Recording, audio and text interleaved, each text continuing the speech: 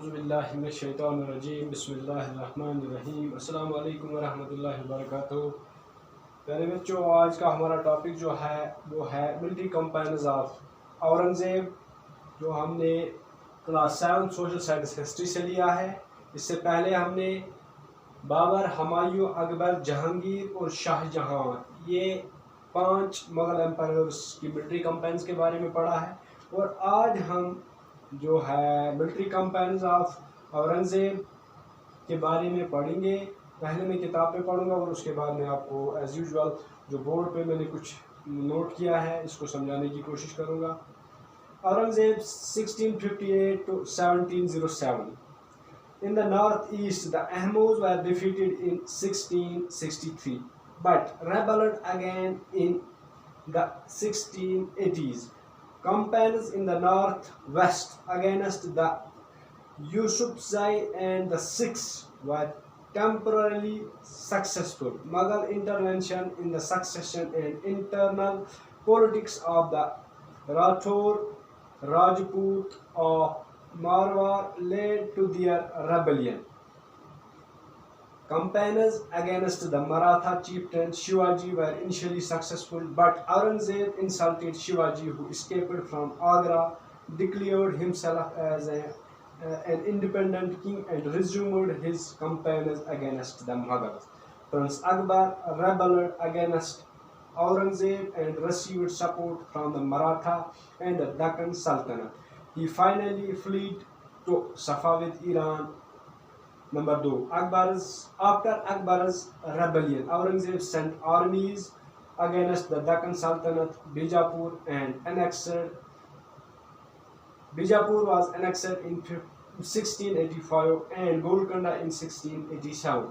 From 1698, Aurangzeb personally managed campaigns in the Deccan against the Marathas, who started guerrilla warfare. Aurangzeb also had to face the rebellion in North India of Sikhs, Jats and Satanamis. In the northeast of the Ahmose and in Deccan of Marathas, his death was followed by a succession of conflicts amongst his sons. تو اورنگزیب جو ہے اس نے اپنی حکومت 1658 عیسوی میں سنبھالی اور اس کی حکومت 1707 عیسوی تک رہی۔ ان نارتھ ایسٹ، شمال مشرق میں اس کی کمپینز کیا رہی؟ آلریڈی جو مغل امپائرز کی سٹارٹ کی ہوئی کمپینز تھی اس نے بھی وہی کنٹینیو کی، اور احموز جو تھے جو میانمار سے 1228 عیسوی میں ہجرت کر کے آئے تھے اور north east Assam Brahmaputra valley میں تھے، تو ان کے خلاف ایک کمپین آلریڈی چل رہی تھی، تو ان کو اورنگزیب نے 1663 میں ڈیفیٹ کیا، ہرایا۔ بٹ جو یہ احموز تھے دے ریبلڈ اگین ان 1680s میں پھر دوبارہ انہوں نے جو ہے بغاوت کی۔ Campaigns in the north west against the Yusufzai and Sikhs were temporarily successful. North west میں، شمال مغرب میں جو اس کی کمپینز تھی اس کے خلاف یوسفزائی ایک ڈائناسٹی تھی یا سکس، یوسفزائی ایک پاکستان پروونس میں ایک ڈائناسٹی تھی یا افغانستان میں تھی، تو ان کے خلاف جو اس کی کمپینز رہی اورنگزیب کی، پہلے تو وہ سکسیسفل ہو گئی، اور سکس بھی انڈیا، پاکستان، پنجاب جو ہے وہاں پہ رہتے تھے، پہلے تو یہ کامیاب ہو گئی، لیکن Mughal intervention in the succession and the internal politics of Rathore Rajputs of Marwar led to their rebellion. Rathore Rajput of Marwar ایک جگہ ہے راجستھان میں، ایک پروونس ہے۔ انہوں نے کس وجہ سے، کیوں انہوں نے مغلز کے خلاف بغاوت کی، انہوں نے ریبل کیوں کیا، انہوں نے بغاوت کیوں کی؟ اس کی وجہ یہ تھی جو مغل رولرز تھے ان کا جو سکسیشن کے بارے میں اس کے آپس میں جھگڑا تھا، اور جو یہ پولٹکس میں یہ راٹھور راجپوتس جو تھے یہ جو ان کی پولٹکس میں آلریڈی تھے، تو اس کی وجہ سے انہوں نے ان کے خلاف بغاوت کی. Campaigns against the Maratha chieftain Shivaji were initially successful. اور جو مراٹھاس جو تھے ان کا جو سردار تھا، چیفٹن جو تھا یا کیپٹن جو تھا، پہلے تو یہ سکسیسفل ہو گئی. جو یہ شیواجی تھا ان کا کیپٹن، یہ راضی ہو گیا مغل سروس ایکسیپٹ کرنے کے لیے، لیکن اس کی ایک وجہ رہی. But Aurangzeb insulted Shivaji who escaped from Agra. Aurangzeb نے اس کی انسلٹ کی، اس کو شرمندہ ہونا پڑا شیواجی کو، اور وہاں سے آگرہ سے وہ بھاگ گیا، اور اس نے اپنے آپ کو declared himself as an independent king, اور اس نے اپنے آپ کو ایک آزاد بادشاہ، ایک امپرر پھر دوبارہ ڈکلیئر کیا. اور مغل حکومت کے خلاف پھر دوبارہ اس نے جو ملٹری کمپینز تھی، جو بغاوت تھی، وہ شروع کی. اسی دوران پرنس اکبر یہ اورنگزیب کا چھوٹا بیٹا تھا. اس نے اورنگزیب کے خلاف بغاوت کی، اورنگزیب کے خلاف against Aurangzeb and received support from the Maratha. اس نے انہی مراٹھا شیواجی کی اس ڈائناسٹی سے، مراٹھا سے سپورٹ حاصل کیا، اور دکن سلطنت سے support. Finally he was defeated, اس کو ہرایا گیا، اس کو کامیاب نہیں ہونے دیا گیا، اور وہ بھاگ گیا صفاوت ایران. پرنس اکبر جو ہے وہ ایران بھاگ گیا. تو اب نمبر 2، آفٹر اکبرز ریبیلین، اکبر کے اورنگزیب کے چھوٹے بیٹے اکبر کے بغاوت کے بعد اورنگزیب نے sent armies against the Deccan سلطنت. اس نے دکن سلطنت کے خلاف اپنی آرمیز کمپین چلائی، اور بیجاپور واز انیکسڈ ان 1685.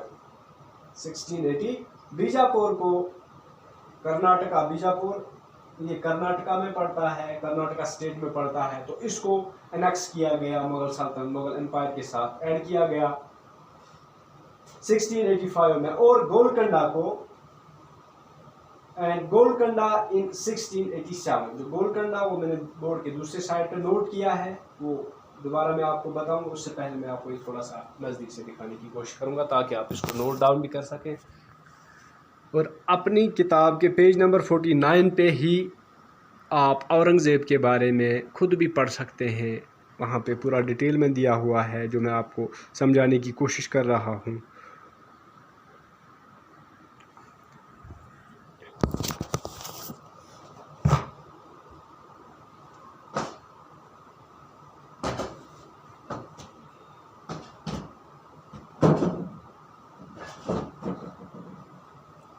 بیجاپور چونکہ 1685 میں انیکس کیا گیا تھا، اور اس کے بعد جو گولکنڈا ہے وہ 1687 میں گولکنڈا جو ہے اس کو بھی مغل سلطنت، مغل امپائر کے ساتھ ایڈ کیا گیا، انیکس کیا گیا.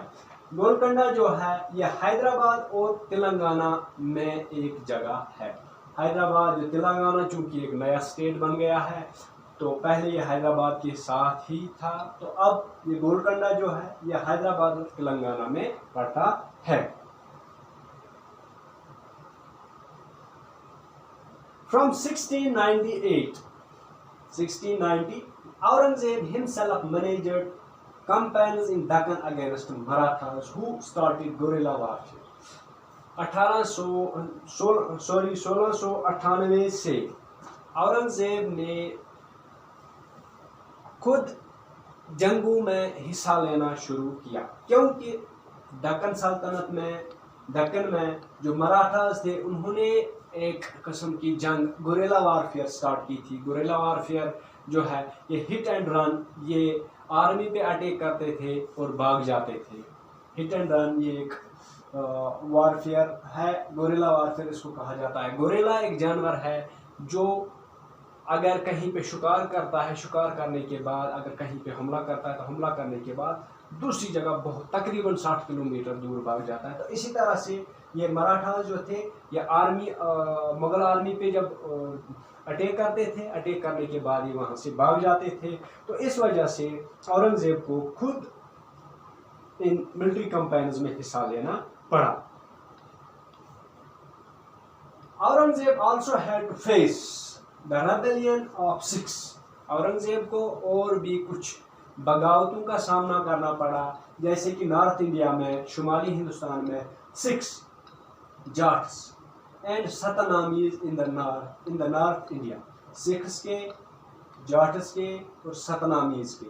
ये सिख्स जो हैं ये पंजाब में रहते थे, जाट्स हरियाणा में, और सतनामीज भी ये एक डायनास्टी थी, तो ये भी पंजाब में रहते थे। तो इनकी बगावत का सामना भी करना पड़ा औरंगज़ेब की आर्मी या औरंगज़ेब को, लेकिन औरंगज़ेब ने इन सब को क्रश किया। इन सब को क्रश, औरंगज़ेब की आर्मी ने इन सब को क्रश किया। और अहमोज इन नॉर्थ ईस्ट, अहमोज इन नॉर्थ ईस्ट, नॉर्थ ईस्ट में जो मैंने आपको पहले ही बता दिया, जो ये अहमोज थे इनके खिलाफ पहले से ही कुछ मुग़ल एम्पायर्स ने कैंपेन शुरू की थी, लेकिन इनके खिलाफ कोई भी औरंगज़ेब के अलावा कामयाब नहीं हुआ।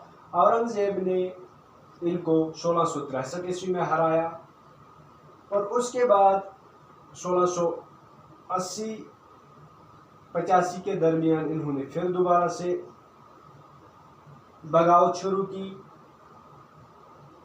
और इस बगावत का जो है औरंगज़ेब की आर्मी और मुग़ल सल्तनत को करना पड़ा नॉर्थ ईस्ट में, शुमाल मशरिक में, यानी जो अहमोज थे आसाम में रहते थे, ब्रह्मपुत्र वैली में। और मराठास इन दक्कन, दक्कन में ये मराठास जो थे जैसे शिवाजी जो आगरा से भाग गया था, तो उसने फिर दोबारा से मुग़ल सल्तनत के खिलाफ अपनी जो है रेबेलियन, जो बगावत है वो शुरू कर दी थी, रिज्यूम कर दी थी। आफ्टर औरंगज़ेब्स डेथ, औरंगज़ेब की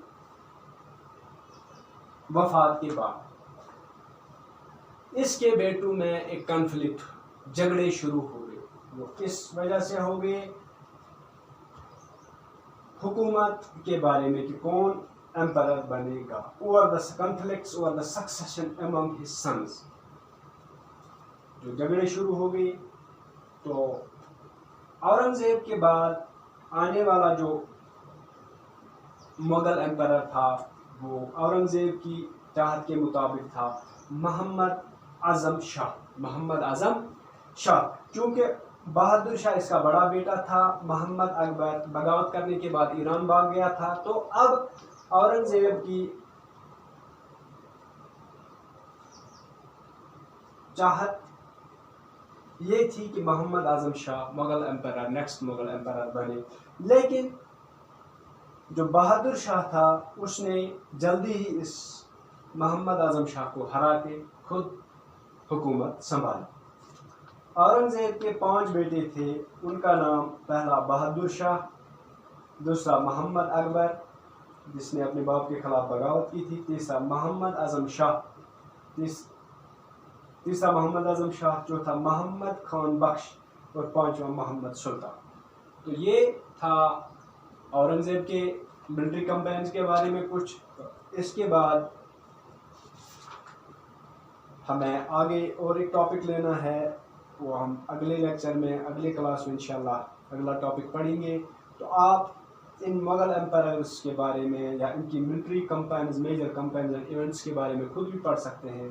जो टेबल 1 है पेज नंबर 48-49 पे, उसको खुद भी देख सकते हैं। तो उम्मीद है कि आपको अच्छी तरह से समझ आया होगा। बाकी शुक्रिया। और थोड़ा सा मैं आपको ये नज़दीक से दिखाने की कोशिश करूँगा। वैसे भी आपकी किताब पे लिखा हुआ है, अच्छी तरह से आप उसको भी पढ़ के समझ पाएंगे, तो आपको दिखाने की कोशिश करूँगा थोड़ा सा। बाकी शुक्रिया।